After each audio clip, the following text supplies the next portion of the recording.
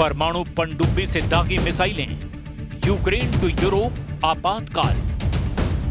43 महीने से ज्यादा की रूस यूक्रेन जंग अब परमाणु युद्ध में प्रवेश करने लगी है। अभी तक रूस और अमेरिका एक दूसरे को एटमी जंग की धमकी दे रहे थे, लेकिन अब रूस ने समंदर में तैनात अपनी परमाणु पनडुब्बी से मिसाइलें दागकर अमेरिका, यूक्रेन, पोलैंड, नेटो और यूरोपीय यूनियन के होश उड़ा दिए हैं। रूस परमाणु पनडुब्बी पर तैनात विध्वंसक मिसाइलें अब यूक्रेन से लेकर यूरोप तक के लिए परमाणु आपातकाल बन चुकी हैं। इधर दूसरी तरफ यूक्रेनी मोर्चे का जायजा ले रहे रूसी सेना के चीफ जनरल वालेरी गेरासिमोव ने दावा किया कि रूसी सेना ने पूर्वी यूक्रेन के कम से कम 5 इलाकों पर पूरी तरह से कब्जा कर लिया है। हालांकि यूक्रेन का दावा है कि पूर्वी यूक्रेन के डोनेत्स्क का 160 वर्ग किलोमीटर का इलाका उन्होंने रूसी सेना से छीन लिया है, लेकिन यूक्रेनी सेना अपने दावों पर पुख्ता प्रमाण नहीं दे पाई है। जबकि रूसी राष्ट्रपति पुतिन ने डंके की चोट पर ऐलान किया है कि रूस के 7 लाख सैनिक इस वक्त यूक्रेन के अलग अलग मोर्चों पर बहुत तेजी से आगे बढ़ते जा रहे हैं। पुतिन का ये बयान राष्ट्रपति ज़ेलेंस्की के उस बयान के बाद आया है जिसमें ज़ेलेंस्की ने दावा किया था कि रूसी सेना यूक्रेन के इलाकों पर कब्जा कायम नहीं रख पा रही है और इलाके छोड़कर भाग रही है। इधर ब्रिटिश प्रधानमंत्री कीर स्टारमर के साथ मीडिया से बात करते हुए ट्रंप ने ऐलान किया कि राष्ट्रपति पुतिन ने उन्हें बेहद निराश कर दिया है और रूस यूक्रेन जंग अब रुकना बहुत मुश्किल है। कुल मिलाकर रूस ने दो टूक कह दिया है कि रूस को घेरने के लिए यूरोप, नेटो और यूक्रेन के खिलाफ बेहद सख्ती से जवाब दिया जाएगा। लेकिन इस बीच रूस ने जिस तरह से जंग की शुरुआत में परमाणु पनडुब्बी से मिसाइलें दागना शुरू कर दिया है, वो एक सर्वनाश का साफ साफ इशारा कर रहे हैं। जंग में उतरी परमाणु पनडुब्बी, पुतिन को हराना असंभव। जिस वक्त राष्ट्रपति ट्रंप राष्ट्रपति पुतिन के साथ मिलकर रूस यूक्रेन जंग रोकने की कोशिश में जुटे थे, ठीक उसी वक्त यूक्रेन, यूरोप और नेटो रूस के खिलाफ घेराबंदी करने में जुटे थे। यूक्रेन के साथ साथ पोलैंड ने रूस को खुला चैलेंज दे दिया है। फ्रांस, जर्मनी, ब्रिटेन रूस के खिलाफ यूक्रेन और पोलैंड को जमकर हथियार देने में जुटे हैं। लेकिन इस बीच रूस ने 18 अगस्त के बाद से पूरी तरह से चुप्पी साध ली है और बेलारूस के साथ मिलकर के 10 सितंबर से लेकर 16 सितंबर तक जपाट 2025 सैन्य अभ्यास से खलबली मचा दी है। आप रूस के एटमी जंगी तेवरों का इसी से अंदाजा लगा सकते हैं कि रूस ने अपनी परमाणु पनडुब्बी से मिसाइलें दागना शुरू भी कर दिया है, जो सीधे सीधे अमेरिका और नेटो को पुतिन की तरफ से खुला चैलेंज है। हम आपको रूस की जबरदस्त तैयारियों की 2 तस्वीरें एक साथ दिखा रहे हैं, जिससे आपको समझ आ जाएगा कि रूस जमीन से लेकर समंदर तक कैसे यूक्रेन से लेकर यूरोप तक कोहराम मचाने जा रहा है। जरा रूसी सेना के एक्शन से जुड़ी इन 2 तस्वीरों को गौर से देखिए। हम आपको रूसी सैन्य ताकत से जुड़ी ये 2 तस्वीरें दिखा रहे हैं, जिसके दम पर रूस 3.5 साल से यूक्रेन में जंग जीत रहा है। ताजा खबर ये है कि इस वक्त रूस की परमाणु पनडुब्बी और रूस के 7 लाख सैनिकों के साथ रूसी सेना के चीफ खुद यूक्रेनी मोर्चे पर पहुंच चुके हैं। रूसी रक्षा मंत्रालय ने 19 सितंबर को जारी तस्वीरों के जरिए दावा किया कि रूसी परमाणु ऊर्जा से चलने वाली पनडुब्बियों ने ओखोटस्क सागर में क्रूज मिसाइलें दागी है। रूसी नौसेना का ये अभ्यास सीधे सीधे यूक्रेन को लेकर यूरोप के लिए काल साबित होने जा रहा है। रूसी रक्षा मंत्रालय ने दावा किया उनकी 2 परमाणु ऊर्जा संचालित पनडुब्बियों ओम्स्क और क्रास्नोयार्स्क ने 250 किलोमीटर से ज्यादा दूरी पर मौजूद समुद्री लक्ष्यों पर ओनेस्क और ग्रेनाइड क्रूज मिसाइलें दागी है। रूसी रक्षा मंत्रालय का दावा है कि प्रशांत महासागर के उत्तर पश्चिमी भाग में आयोजित अभ्यास का मकसद दुश्मनों को जंग की सीधी चेतावनी है। जबकि दूसरी तस्वीर में आप देख सकते हैं कि रूसी सेना के चीफ जनरल वालेरी गेरासिमोव ने यूक्रेनी मोर्चे का जायजा लिया है।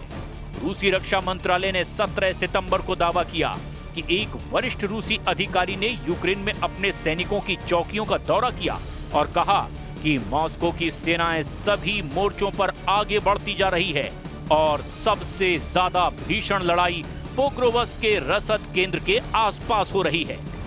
रूसी सेना के प्रमुख जनरल वालेरी गेरासिमोव के मुताबिक मॉस्को अपना विशेष सैन्य अभियान यूक्रेन की जमीन पर चला रहा है। रूसी चीफ के मुताबिक पूर्वी डोनेस्क क्षेत्र जंग का केंद्र बिंदु बना हुआ है, जबकि पश्चिम में जापोरेजिया और निप्रोपेट्रोव्स्क क्षेत्रों में रूसी सेना तेजी से आगे बढ़ती जा रही है। जनरल गेरासिमोव के मुताबिक सभी दिशाओं में रूसी सेना आगे बढ़ रही है। यूक्रेन के पोक्रोवस्क शहर के अलावा सबसे भीषण लड़ाई क्रास्नोआर्मेस्क दिशा में हो रही है। यूक्रेन के कोपियांस्क शहर पर भी रूसी सेना बढ़त पा चुकी है। Соприкосновение свыше 700 тысяч человек находится. Поэтому среди этих людей надо выбирать. Надо выбирать тех, которые хотят и склонны именно к такому виду деятельности. Вот, я не говорю, что... उत्तर कोरिया वेनेजुएला ने दिखाया ट्रेलर, पुतिन का इशारा। रूस यूक्रेन जंग को तीसरा विश्व युद्ध क्यों कहा जाने लगा है, जरा इन दोनों तस्वीरों को साथ साथ देख लीजिए। एक तस्वीर में उत्तर कोरिया के supreme leader Kim Jong Un अमेरिकी ड्रोन की तरह दिखने वाले मानव रहित कुमसोंग ड्रोन की जंगी तैयारियां देख रहे हैं, तो वहीं दूसरी तरफ दक्षिणी अमेरिका महाद्वीप में स्थित वेनेजुएला में अमेरिका के खिलाफ भीषण जंगी तैयारियां शुरू हो चुकी है। इन दो तस्वीरों को देखकर Ukraine, Poland, France, Germany, Britain, America और नेटो देश बुरी तरह से बौखला गए हैं। अब दावा यह किया जा रहा है कि ये सब कुछ पुतिन के इशारे पर हो रहा है। पहले आप उत्तर कोरिया से आई इन तस्वीरों के एक एक फ्रेम को देखिए, जहां supreme leader Kim Jong Un 18 सितंबर को उत्तर कोरिया के किमसोंग सामरिक मानव रहित हमलावर विमान और एक मानव रहित रणनीतिक टोही विमान के परीक्षण को देख रहे हैं। दावा किया जा रहा है कि उत्तर कोरिया के किमसोंग सामरिक मानव रहित हमलावर विमान या कहें कि ड्रोन एआई तकनीक से लैस हैं, जो इसे अमेरिकी ड्रोन के मुकाबले कहीं ज्यादा घातक बनाता है। यानी किम ने पुतिन के इशारे पर दिखा दिया कि रूस का साथ देने के लिए उत्तर कोरिया घातक हथियार उतारने को तैयार है। अब आप अमेरिका के धुर विरोधी और कट्टर दुश्मन वेनेजुएला का सैन्य अभ्यास भी देख लीजिए, जो सीधे सीधे अमेरिका से जंगी तैयारियां दिखा रहा है। अमेरिका के साथ बढ़ते तनाव के बीच वेनेजुएला ने 17 सितंबर को अपने कैरिबियाई द्वीप ला और चिला पर बड़े पैमाने पर सैन्य अभ्यास शुरू कर दिया है। अधिकारियों ने इस क्षेत्र में अमेरिकी सैन्य गतिविधियों के प्रति रक्षात्मक प्रतिक्रिया देते हुए हजारों सैनिकों को तैनात किया है। वेनेजुएला ने अमेरिका को दिखाया जंगी ट्रेलर। वेनेजुएला के सैनिक 3 दिवसीय अभ्यास में भाग ले रहे हैं, जिसे कैरिब सोबेरानो 200 यानी कि सोवेरन कैरेबियन 200 कहा जा रहा है, जिसमें युद्धपोतों, विमानों, मिलिशिया नौकाओं और तोपखानों ने हिस्सा लिया है। इस अभ्यास में सैन्य शक्ति का प्रदर्शन रात में किया गया है, जिसमें वेनेजुएला के सैनिकों ने इंग्ला एस एंटी एयरक्राफ्ट मिसाइलों और भारी तोपखानों से गोलाबारी की है। वेनेजुएला के संचार मंत्रालय द्वारा जारी वीडियो फुटेज में सुखोई 30 लड़ाकू विमानों और हेलीकॉप्टरों को उड़ान भरते हुए भी दिखाया गया है, जबकि जमीन और पानी पर टैंकों ने समुद्र तट पर लैंडिंग की है, जबकि सैनिकों ने तटरेखा पर अपनी स्थिति सुरक्षित कर ली है। ये सैन्य प्रदर्शन ऐसे समय में हो रहा है जब अमेरिका और वेनेजुएला का क्षेत्रीय तनाव बढ़ता चला जा रहा है, क्योंकि इस महीने अमेरिकी सेना ने कम से कम 2 वेनेजुएलाई नौकाओं को उड़ा दिया था, जिसमें कथित तौर पर कैरिबियन सागर में मादक पदार्थ ले जा रहे 14 लोगों की मौत हो गई थी।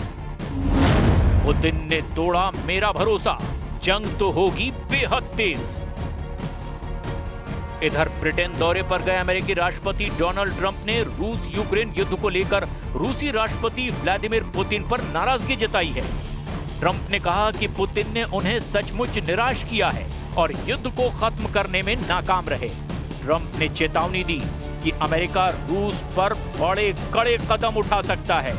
ट्रंप ने कहा कि उनका पुतिन के साथ लंबे समय से अच्छा संबंध रहा है, लेकिन यूक्रेन युद्ध ने स्थिति बदल दी है। उन्होंने कहा कि पुतिन की नाकामी ने उन्हें बेहद निराश किया है और अब अमेरिका को बहुत सख्त रुख अपनाना पड़ सकता है। ट्रंप ने कहा कि पुतिन के साथ उनके संबंधों को देखते हुए उन्हें लगा था कि यूक्रेन युद्ध को सुलझाना सबसे आसान होगा, लेकिन पुतिन ने मुझे निराश किया और मेरा भरोसा तोड़ दिया। So I'm disappointed. If you listen to some people, the ones like in Poland were shot down and they fell into Polish territory, but they shouldn't have been that close anyway. They were drones. अब ऐसे हालात में अंदाजा लगाया जा सकता है कि रूस यूक्रेन, नेटो और यूरोपीय देशों से जंग की आखिरी बाजी से हार जीत का फैसला क्यों करना चाहता है।